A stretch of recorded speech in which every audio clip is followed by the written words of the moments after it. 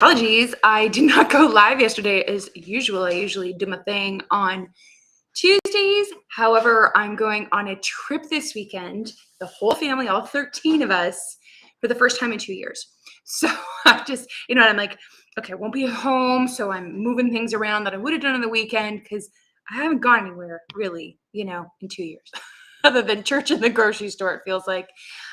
So I've got some tips today on how I do big family trips because back in the before time, we did go on more like weekend trips, which works really well for our family because my husband works as a handyman. So summer is his peak season and all the outdoor work and stuff. So, you know, if we're going to do something a little bit longer, it's usually in the winter time. But I live north of 60 up here in Canada, and winter's not really fun.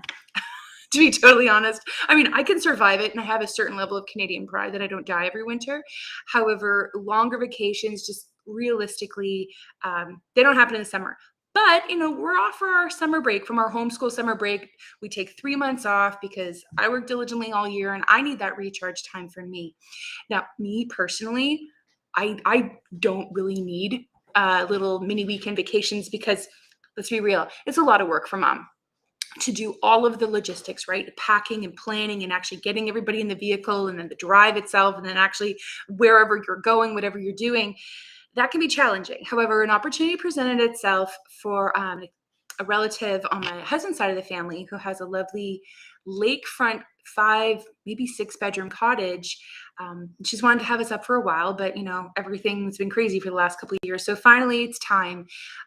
And yes, we have 11 children ages 17 down to 7, almost 8 months now. But she had us over at her place before she had the cottage years ago when we only had 7 children. And I remember she gave me one of the nicest compliments I've ever received. I've received a lot of unsolicited remarks as a big family mom. People always dropping stuff out of their mouths. You wonder if they have any kind of verbal sphincter at all. But anyway, she's just one of those people in my life. She's not a Christian.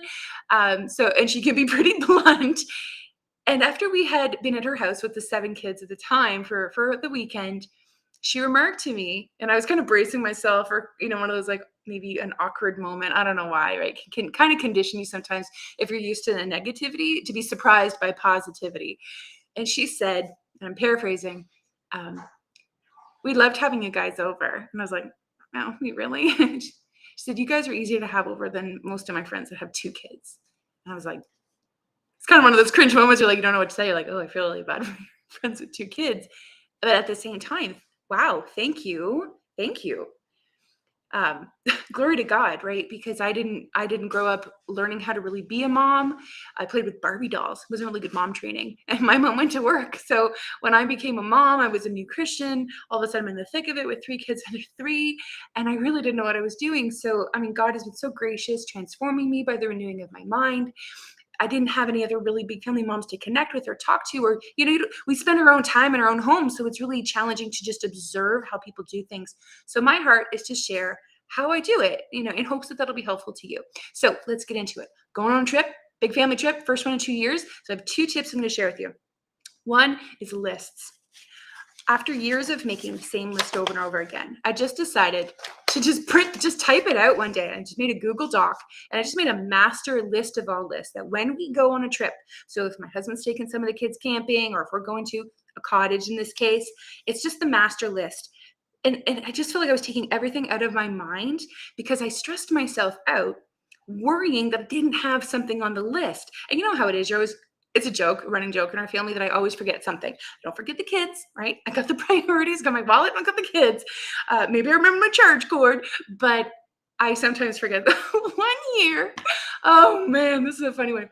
One year we went camping. And I hate camping. Like, I really don't enjoy camping, tenting on the ground. Like, I've been pregnant or nursing for 17 years.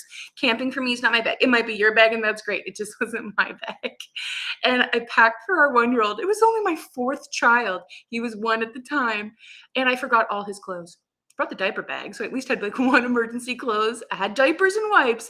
I completely forgot every lick of clothing. I didn't pack anything for him. So we ended up going to like a secondhand store in the nearest little podunk town or whatever, just like a little out of nowhere town, and bought him some new little clothes. I still have his hand-me-downs to this day, and they make me smile every time because yes, I forget everything. But since I started making a master list, it saved me so much time. And sometimes I can think, oh, I'm going to have to take time to save time, but it was well worth it. So what I have everything from the top of the list is pet care, because often as soon as we commit to go somewhere, I'm like, okay, I start to thinking about what I'm gonna have to buy and food and groceries and all this and just the sheer logistics, and I forget about the pets. And we have a dog, 2 cats, a bunch of fish, geckos, scorpions died, oops. What else do we have? Oh, we have a tarantula. So yeah, if we're going to be gone for a couple of days, we got to figure it out. Is the dog going to the kennel? Are we getting a sitter? Da, da, da, da, da. So right at the top of the list is the pet care, because I've forgotten to arrange that in the past, and that can be stressful. And then, yeah, I've got everything else sorted out. Oh, here's one of my list. This is the pet care list. I actually made a master list of all the pet care, because we actually have a 12-year-old boy who lives across the street who's going to come and help us this year. And he's thrilled to make some pet sitting money, and I'm thrilled because it's cheaper than the kennel. So here we go. Yeah, here's my packing list. Everything. Tara, arrange pet care, plant care. If we're going to be long enough that someone's got to come water my plants in my garden. Check the weather. I remind myself, do I need to pack the rain boots or any kind of cold weather gear? Sleeping arrangements, right off, like are some kids going to have to bring their sleeping mats, or are there beds, are there pillows, and stuff like that. So we've got it all figured. I left a space so I could write down all the sleeping arrangements, because it kind of depends where you're going, right? And fortunately, where we're going, they have it all set up really nicely. So we only have to bring a couple of pillows and 1 sleeping mat for 11 kids. That's impressive. Yeah, and then I just have a list of what to do. So if it's winter, here's my winter list, summer list, and then the last pack, the stuff that I'm not going to pack till literally the morning of, toothbrushes, sippy cups, water bottles for the van, remember my husband's prescription sunglasses, because if he's driving, he starts to get a headache if he doesn't have his glasses. So yeah, making a list is my first big tip. I made a list for everything I need the kids to pack. I printed out 2, one for the girls, one for the boys. And tomorrow, we're leaving after supper, just going to give them both a list, because I have our buddy system. Everyone's going to be like, you take this kid and go and pack, right? Here's your little backpacks, fill it up. And I just inspect the little kids. The older kids are fine. And hey, if they forgot their underwear, I'll never know. So list is my first tip. Tip number 2 is pack light. So I suppose it kind of like it fits in hand in hand. Because I have a list, it's a lot easier to pack light. And over the years, I have refined my list. Sometimes I've sent an email to myself when I'm on a trip, and I'm like, remember this for next time, or don't even bother bringing that for next time. Like, it was way overkill. You didn't need it after all, Tara. So having this allows us to pack super light and streamline. The kids each get 1 little backpack. That's really all they need. We don't need to bring, everything in the kitchen sink. Of course, it makes sense if the people where you're going has a bed, or they have baby bed, right? If it's a hotel, maybe they have some, but those hotels, usually it's like as available. So I always bring my own pack and play. Do they have plates and cups that are be appropriate for little children? It's not gonna be like china that you're worried about them breaking. So I've streamlined it down to just as light as I can possibly go and be comfortable, but also just not bring all of this excess gear. I mean, we've got our 15-passenger van. So there's 13 of us. We have a big white passenger van, and the back seat splits in 2. So we actually have 1 extra half a seat in the garage. So we have like half a trunk to work with. I'm going to have to bring baby beds, portable baby beds for 3 nappers. So little Corey, who's 7 months, and then we got a 2-year-old and a 4-year-old. 4-year-old still sleeps hardcore. So I'm taking those naps because I love those naps. So we're going to bring their beds last minute, and we should be able to do it because everybody's backpacks, because we travel so light, can just stick right under their seats. And then I pack super light and bring a cooler of food, and away we go, right? Oh yeah, remember the personal flotation devices, because she got a boat. Skidoos. Yes, skidoos, the water ones. Skidoos are that's what Canadians call, I don't know what you call them in the States. Maybe someone can comment below. But anyway, you ride on them. They got like little whatever. I won't be going on them. I'll probably be doing some lifeguarding, but I will have some breaks. I've already told the older kids. Just a second, I'm going to talk to my friends. I'll be right with you. I've already told my kids that there will be some hour slots when older kids will be paired with younger kids, so mom and dad can actually have a sense of vacation, but safety first, right?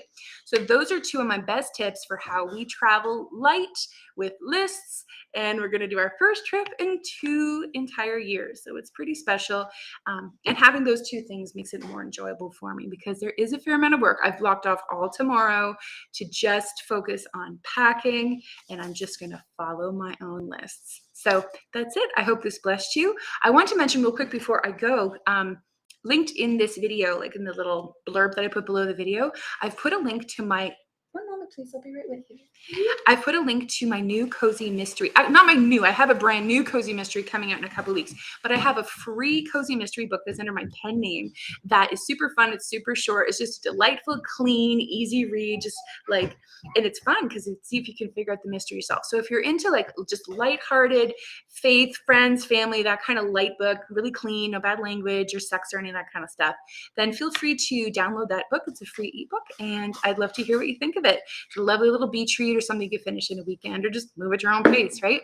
So I'm looking forward to that because I'm finishing the manuscript just right now, doing the last polishing touches on the next book in the series. So they all stand alone, the books that I'm doing. They follow like one character, but it's always like a different episode, if you will.